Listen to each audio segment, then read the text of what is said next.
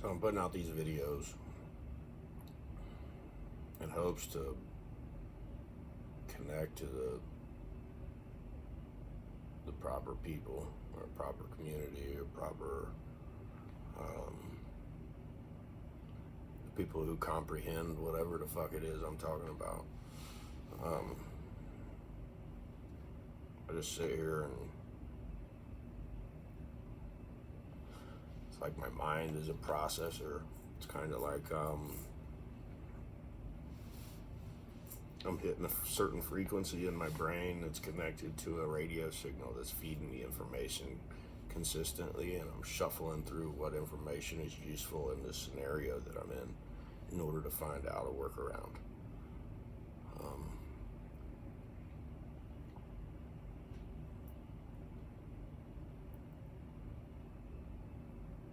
When people become disposable instead of like useful. Everybody's useful. I don't think anybody should be disposed of.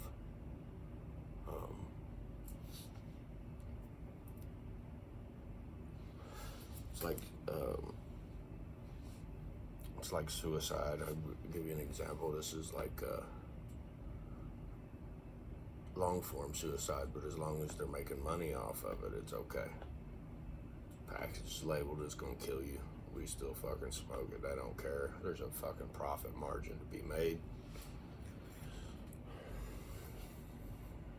But I see it now as like there's a margin to find prophecies. Like it's kind of like somebody once referred to it as Akashic records. And Akashic records, the way I see them, are they're like documentation or records, recordings. I don't know in which way you would define that, but documentation, scrolls, or whatever of information that's been buried that's never been dug up. So people are unaware of it, but when like COVID happened or whatever, a lot of people died, and it like freed up a lot of consciousness to collect that data, that unknown data that we're curious about but not sure how to get. And then you stumble upon this part in the psychological aspects of your brain that makes you see there is no right or wrong. There just is. And I know that's a broad spectrum, but you don't know the forces in play when certain things happen. So, every action or whatever reaction, all that bullshit they talk about, this is all true. And then the weird part is you identify time differently. Time is not what you think it is. It's a segmented reality. It's a segmented perception. It's a way to perceive things in a collective point of view, or a collective state of consciousness. But when you access this higher state of consciousness, you understand that time is an illusion, and if there is no time, there is no distance, because the only thing time represents is distance traveled, or action achieved, or whatever, go to work type shit, whatever. I get, again, all the words and stuff, they just get all mumbled up if I start to get off track. But then time is like an illusion, and then you start to communicate with these frequencies, or these souls, or whatever you want to call them, spirits, and they all have contracts, oddly enough. And everybody's afraid of breaking contract because they're afraid they're going to get killed. You going to get killed.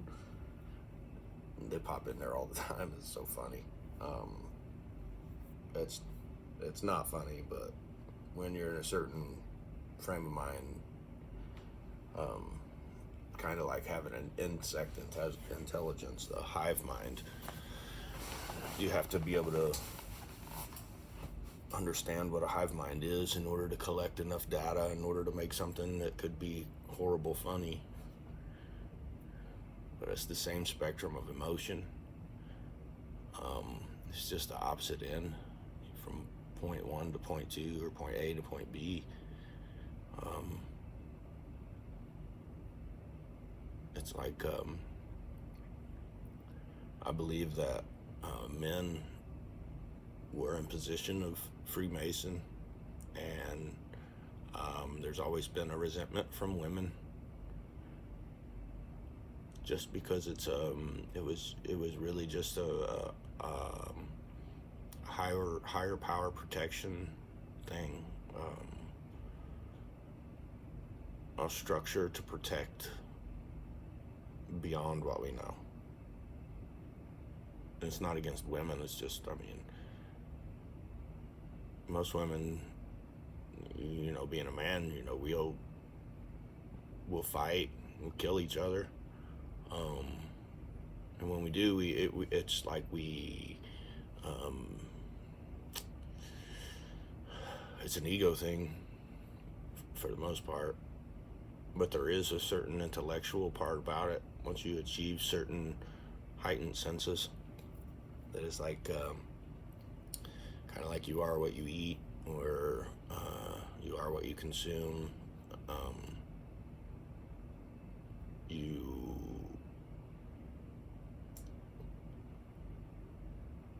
There's a certain point to where you feel like you're supposed to like do something against everything that you've ever believed in. You're like, I ain't gonna do that. That's against my morals. If that's what you want to do, man, you go ahead. You go that way. I go this way. It's all right. I mean, I ain't interested. I mean, tell me what you find out later type shit. But nah, that's not me.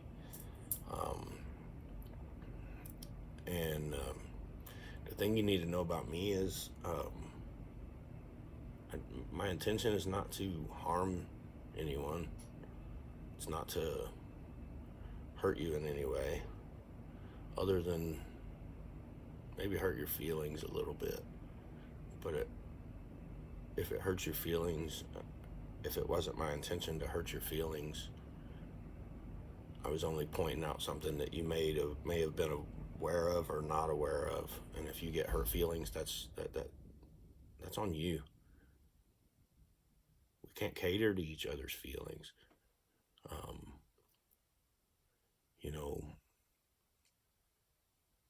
Some people have it better than others to where they don't cater to people's feelings. Maybe because they can't identify them. You want to get offended and this and that or whatever, so you get called a snowflake or whatever. Well, I mean, snowflakes are individual. There's a positive side to being called a snowflake. So why would you take it as an insult immediately? I don't know. I've been called names that's just like, it's just a name. I mean, government gave me a name too. It's just a name. It's a weird thing. There's a heavy burden to carry. And I really just wish I could get some help with it, because it gets overwhelming. It causes you to push people away because they think, and it's understandable, they got to protect themselves from things that they're unaware of and that they're afraid of. And if anytime I've ever made anybody feel afraid of me, I truly apologize, because I never wanted to. It's never been my intention to make anybody afraid of me. I mean, if there's one thing I know about me is that you have a friend in me, even if I don't have a friend in you. And society tells me some of the things that I do or whatever about certain dynamics that I'm probably wrong, or they say that I'm wrong. I need boundaries or whatever. Yeah, there are boundaries, but when you explain them and you comprehend them well, they're not really boundaries. They're just a puzzle piece needing to fit to another puzzle piece. Not trying to change either puzzle piece, just trying to turn it to its proper direction so that it fits appropriately.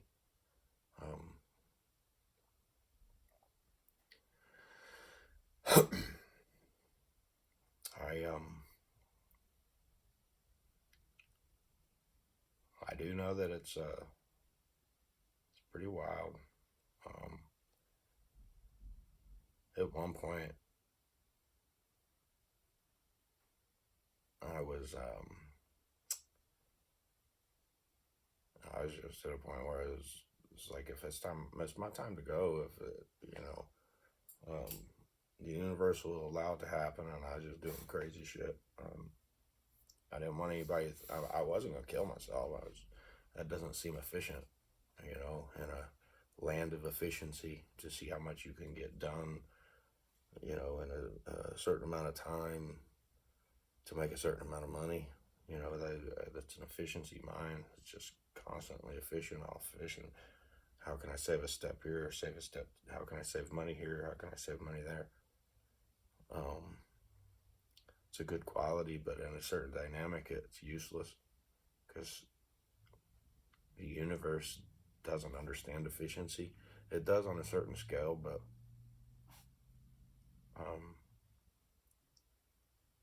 I guess that would be Ra's question. Yeah. Everything's eternal.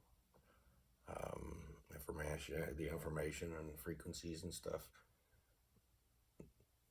you can't destroy them. You can't recreate them. They're already there. So, I mean, in a sense, when you tap into these frequencies, you are, in fact, tapping into the,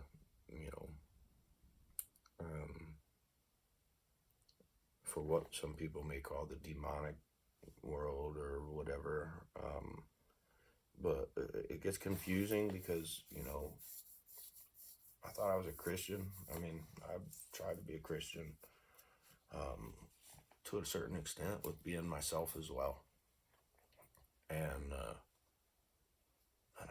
it's like I kept running into a fucking wall with that shit. And then I started doing my own research and shit, and I was like, okay, let's take the opposite side of the same religion. Let's see what they got to say about the other people. I mean, one side slams the other, and the other side's just like, this is what this religion's about. Their own religion. I mean, they worship something called free will, which is something you can't really put your finger on. It's not a god in the sky. It's not a idea. It's not a devil in the ground. It's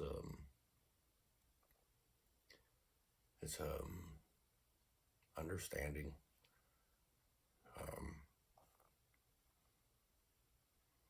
They expect you to sit in therapy, and try to explain things in an hour, once a week or twice a month or whatever, and it's way too much. I mean, I've already went over my therapy time probably.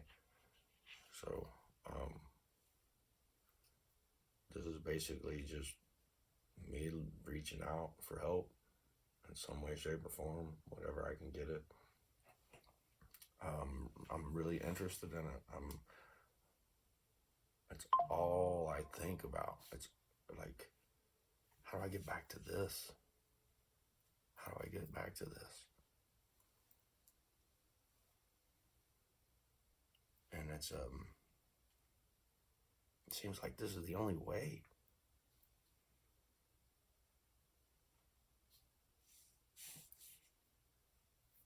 And, you know, being myself authentically, non-diluted, um, non-biased, having just curious to see what I could do, to see what others can do. And they say, one person can't change it all. But then they want to preach about the Bible and say, oh, well, you did. I mean, I've been crucified by people whom I loved most, not even my enemy. I think that counts for something.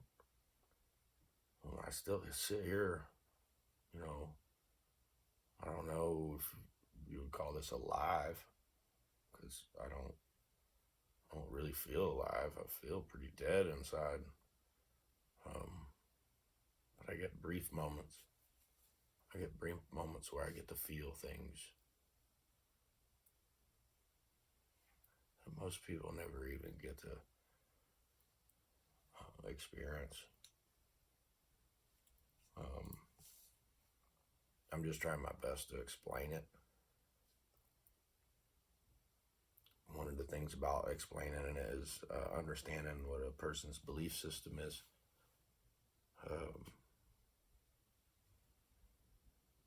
I don't like to dabble too much in religion, because there's a lot of restriction there and a lot of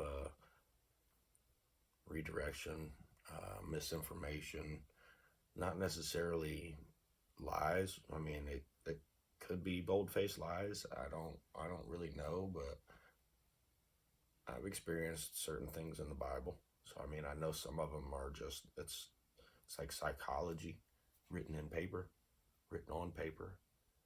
And then when they find out what the long-term effects of certain storylines are, they remove them. And something that's always worked throughout the course of history is fear. Keep people afraid, and then confuse them. Make them so afraid and so confused of who they are and what they're supposed to do that they'd rather just follow orders. Trust me, if somebody could point me in the right direction and say, do this and then make everything better, I would. That's what I've been doing for the last couple of years, man. You need to do this, all right. You need to do this, all right. And where does it land me? Talking to a fucking computer. Talking with fucking Freemason bullshit.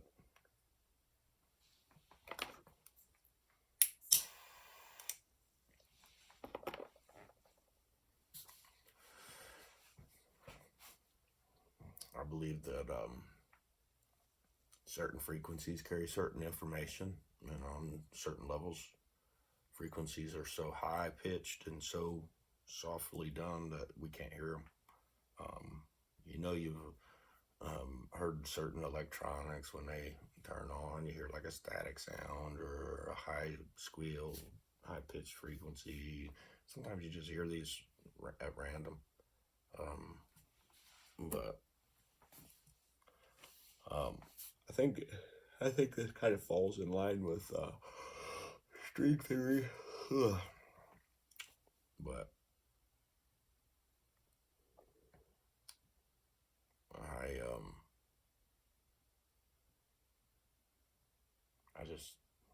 I don't know, I stay confused. I mean, I can pretend to be a part of this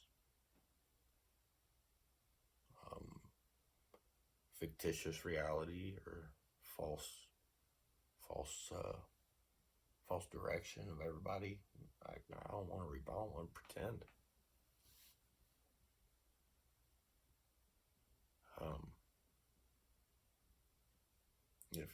Another thing is, if you're in this kind of confused place, hit me up, man. The information's there.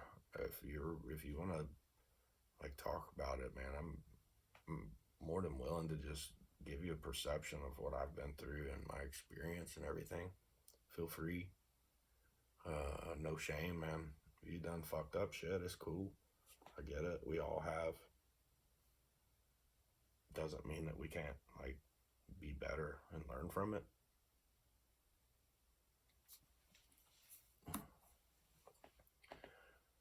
But there are certain dynamics of like religion that I identified in other cultures that basically they boil down to the same religion. They're just called different things. And when you take and you reverse engineer language and shit on these different dimensions, it's like what we know as a car is on another dimension isn't a car. It's like a body. It's like a vessel. I think religion calls it a vessel. Or you have an apartment or a house. It gets confusing when you're in all these dimensions simultaneously and you're trying to connect these dots. There's like this little spot that holds its place, and that's your religion. It's the separation. It's like you turn it that way, it's the gap at the top of the pyramid. It's all that invisible shit. I remember, I guess it's been a Freemason thing for a long time. I put myself in a real weird situation one time. Because I didn't know. I mean, I thought I was on this other side of things, and I was like, so it was like a game. And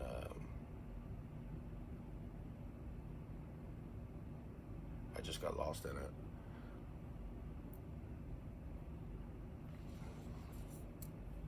And I think if this intelligence that I refer to was properly dispersed, it would improve a lot of people's confusion, especially about like gender identity and gender dysmorphia or whatever.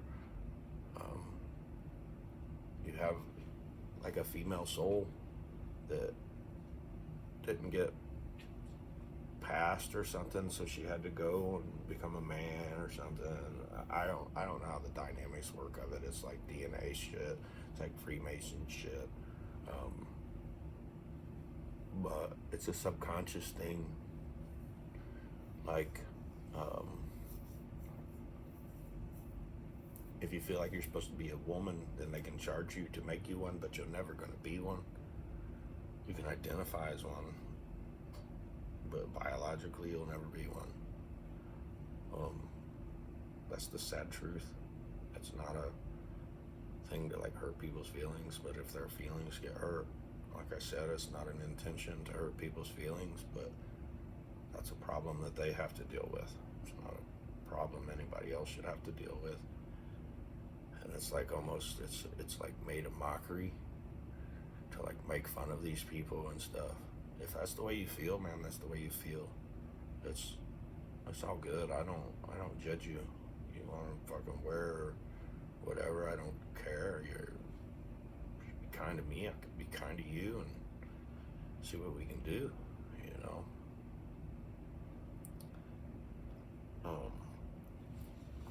But I think there's a dynamic that's kind of weird. It's like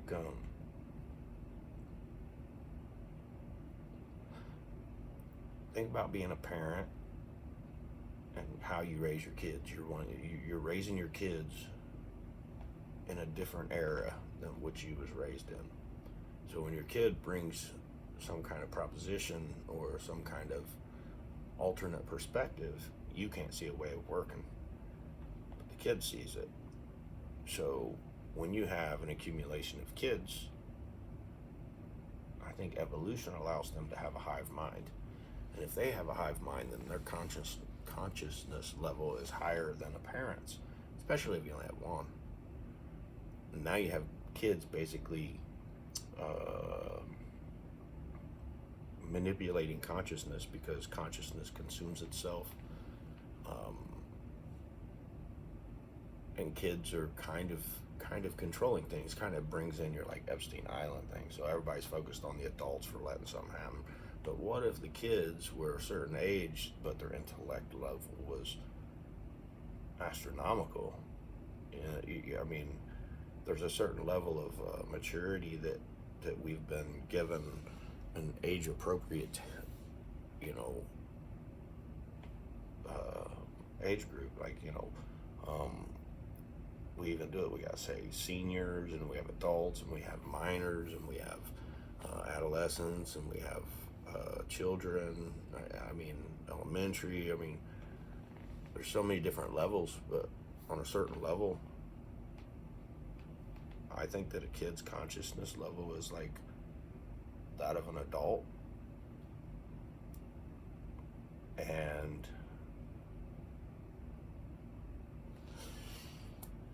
I think like the whole Epstein Island thing, um, think about having this level of consciousness that you know that you're eternal.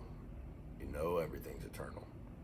So we make fun of like, oh, he suicided himself.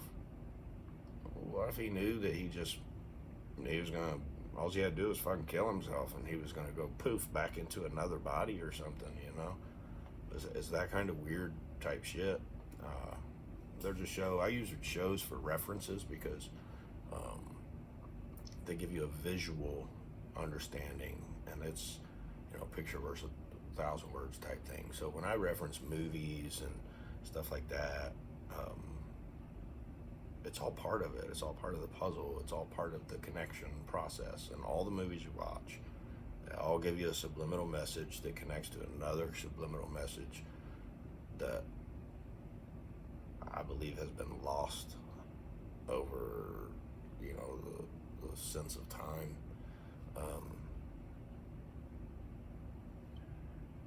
And there's certain things that I don't want to say because it either scared people away from it, or it just sounds so absurd that it's like, oh, that's just fucking bonkers.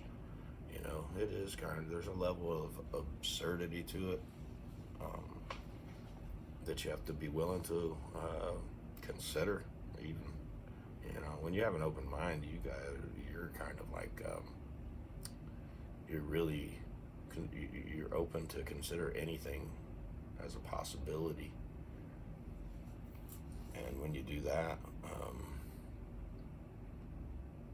it changes everything. So, people fear the unknown. So when somebody acts a certain way, makes them afraid. I'll give you an example. Like I was high on life. I wasn't on any drugs or anything, man. And I was trying to make this content for this way I was feeling and everything, because it's like an experiment. I can't figure out what's going on. Doctors can't figure out what's going on. Obviously, the police, they're scared of me, so they want to beat me up. I don't even know why, but so I want to document shit to try to like figure it out and maybe get to the right people and say, look, man, I got all this shit, dude. I can tell you where I was and what I was doing, my frame of mind and everything, but nobody wants that shit. It takes too long. I don't have the money to pay for shit to be examined like that. It's just information. It's useful. If you want it, it's there. Come get it. Just contact me.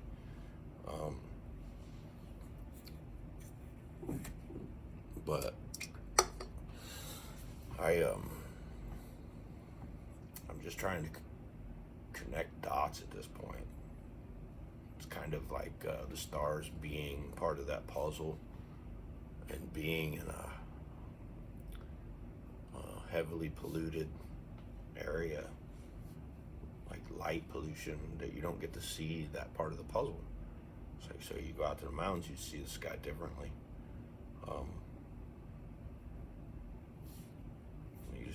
It's direction and shit. But I don't even know where my thought was on that. It takes off in a different direction. I don't think I'm crazy. Um, I also don't care if you think I'm crazy. I mean, I'm sure every brilliant mind in history was thought to be crazy at one point or another. You know, I take this shit seriously, and nobody else seems to. Oh, they're just so worried about you. I ain't fucking worried. I mean, granted, you know, the financial aspects of my life sucks catastrophically because once my divorce happened, I really lost sense of what a dollar was. Um, oh, you can't live without money. You got to do this with, you know, you got to have money. And I'm like, no, you don't. I'm fucking gonna go to the woods and live primitively. Fuck all the nonsense. And you know, the more and more I got to doing this shit, is I had to be kind of like in the thick of it. Um, so it was kind of like at one moment, and then it was like kill or be killed. And I was like, well, I only feel like killing's necessary if somebody's trying to kill you. So if somebody's not trying to kill you, why would you try to kill someone else? So it didn't make sense. And long story short, plopped me in this religion thing, and it was like, well, you're gonna have to stay in hell for eternity. And I was like, well, if that's what I got to do, I mean, I'm not gonna bail on all these people. You know, they just need to be woke up, I guess. Um, so there's a certain dynamic to where I feel like I'm Disney reincarnated in this body, but I know I mean, I know reality. I know it's not necessarily me. It's or it's not necessarily him. It's kind of like me letting him flow through me, and it gets confusing because it goes way deeper than that. I identify with a lot of people. It goes all the way back to like, um, and this is where the tattooing comes in, and it's like a redirect. I don't. That's if anything should be secret, it should be that. It should be what the dynamic of tattooing was created from in ancient times. Why tattoos were what they were, um, and it's almost like I. It's not a belief; it's a no.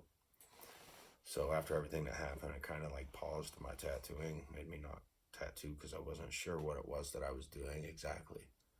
Um, it's almost like I was performing a blood ritual, but you know, my intention was never to hurt anybody. And doing tattoos, you hurt somebody.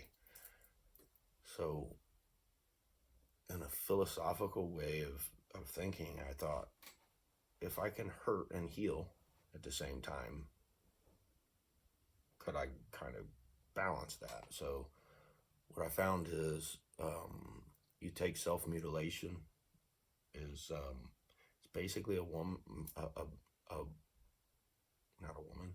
I don't know where I came from. But basically, it's a um, psychological aspect of emotional pain that you get triggered by easily, and when you